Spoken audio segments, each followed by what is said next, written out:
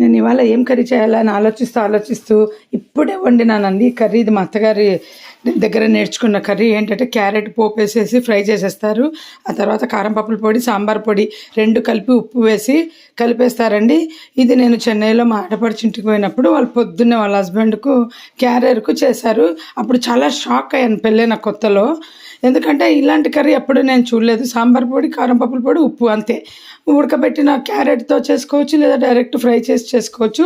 అన్నంలోకి మాత్రమే ఇది నేను చెప్తున్నాను. క్యారెట్ కర్రీ అంటే పచ్చి కొబ్బరి కారమే నాకు తెలుసు, కానీ ఇలా చేస్తే చాలా టేస్టీగా ఉంటుంది. మా పిల్లలకు నేను ఇదివరకు చేసేదాన్ని, బట్ ఈ మధ్య మానేశాను. సో ఎలాగో చేస్తున్నాను, మీకు ఒక వీడియో అప్లోడ్ చేద్దామని చేశాను. చాలా టేస్టీగా ఉంటుందండి. ఇప్పుడే అన్నం వండాను, ఇంకా క్యారెట్ కర్రీ చేసేసాను. ఇంట్లో అందరూ వచ్చి వెయిట్ చేస్తున్నారు తినడానికి. నా వంట కోసం అన్నం రెడీ అయిపోతేనే తినడమే.